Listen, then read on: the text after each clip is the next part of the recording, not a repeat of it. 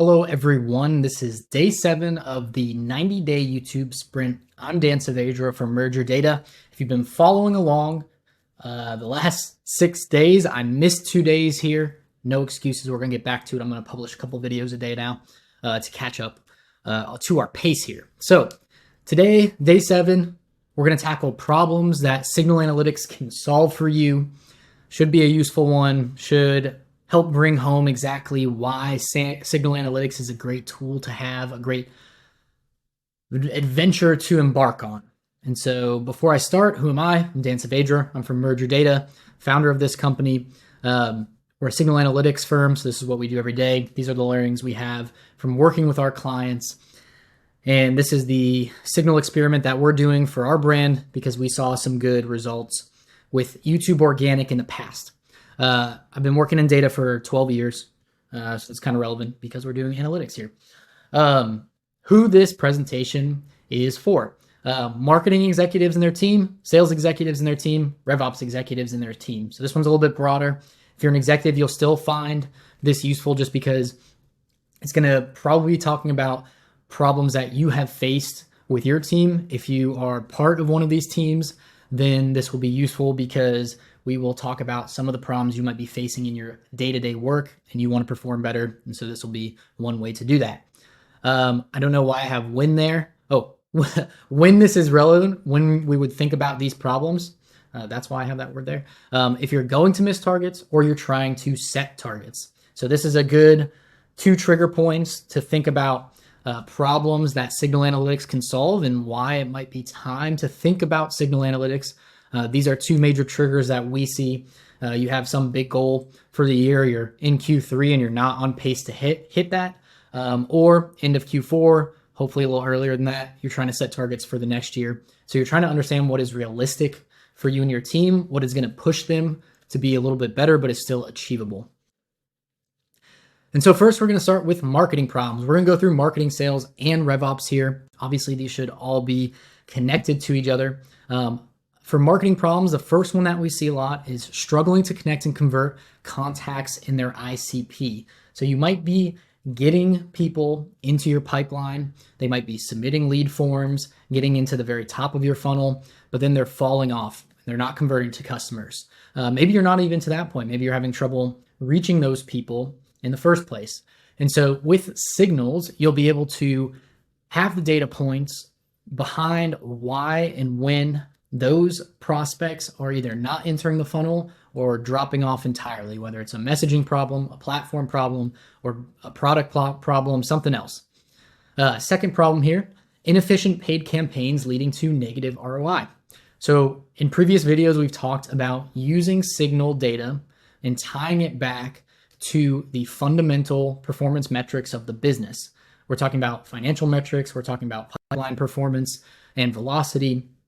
And so using signal data, you can understand which campaigns are inefficient, not only from a superficial level in terms of the metrics that the ad platforms give you, not only from the level of what your CRM is showing by itself, but you'll be able to walk back every single touch point from the very first campaign that person interacted with, the messaging, the ad, everything, all the way through to the end of the customer journey.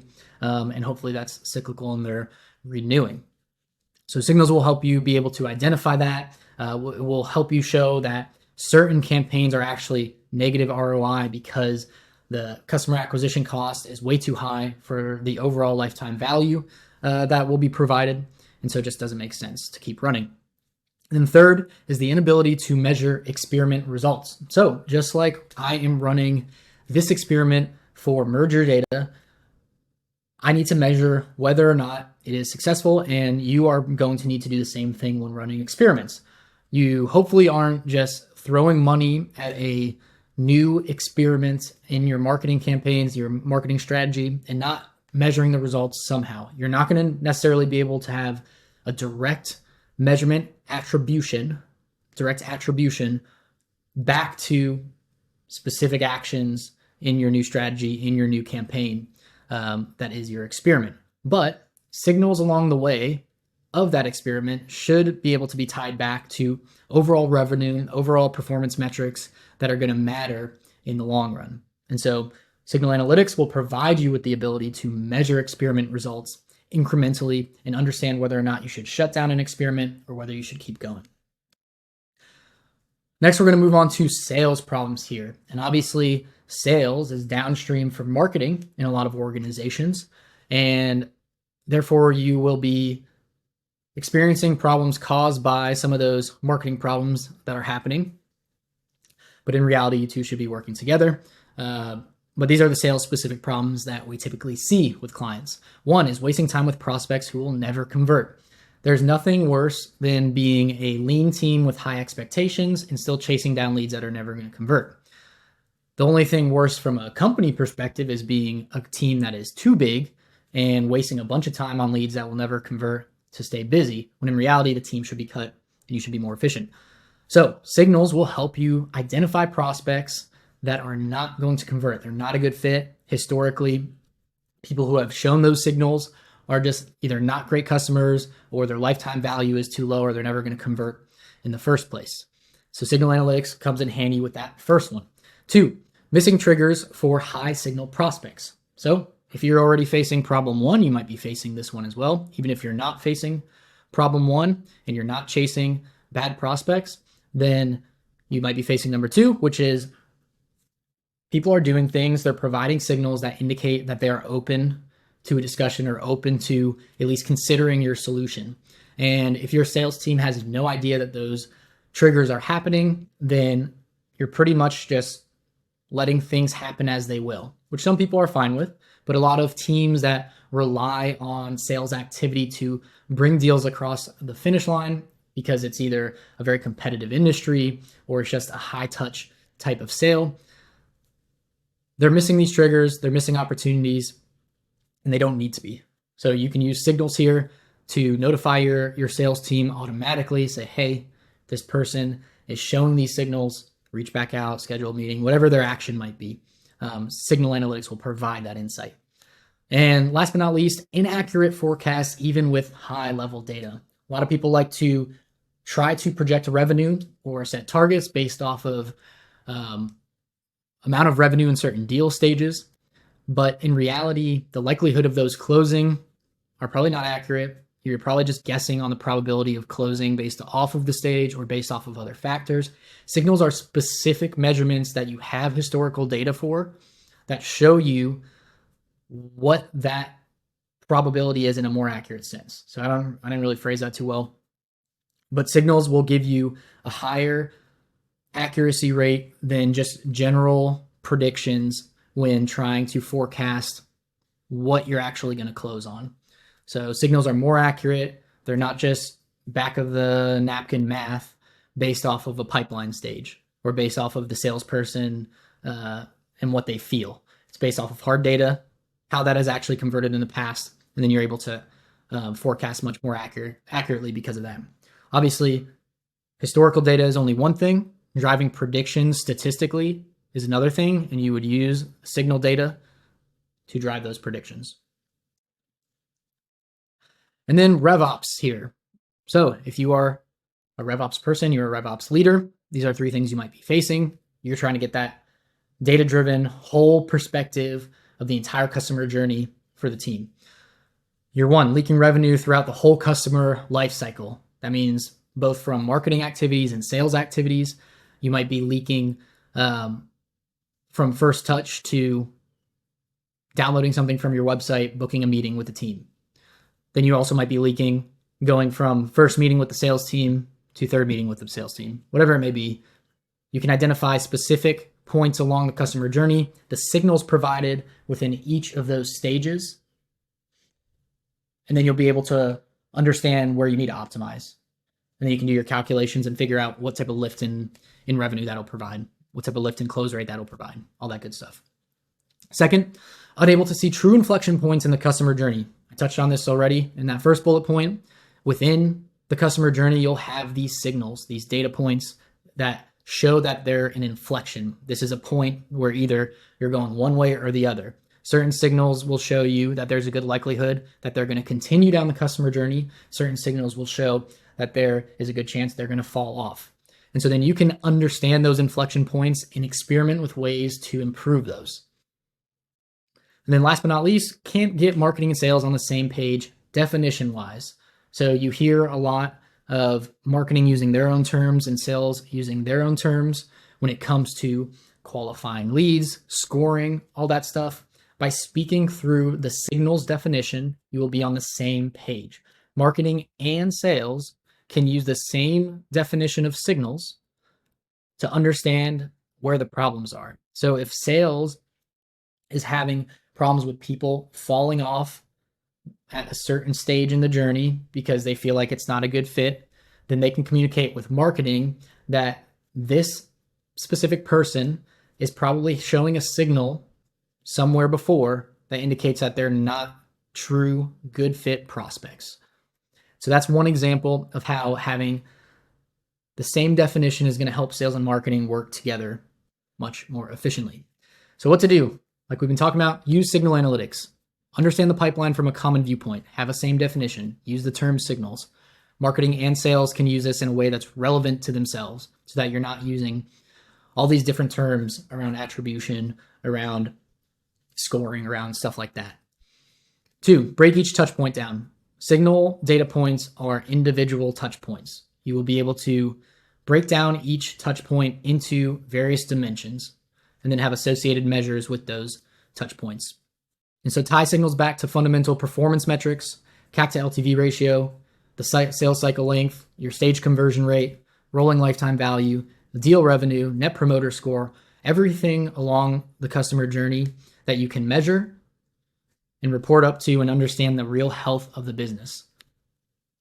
Understanding these signals and how they fit into these metrics are going to help you understand whether or not it is a positive signal or a negative signal and where it falls along other signals that you might be receiving. So you can rank them based off of these various metrics and understand which ones you should focus on.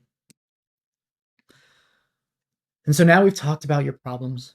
How does that make? Are you facing any of these? Is signal analytics something that could provide a solution to the woes that you are facing at the end of this fiscal year, at the end of this quarter, when you need to get your team or yourself back on track?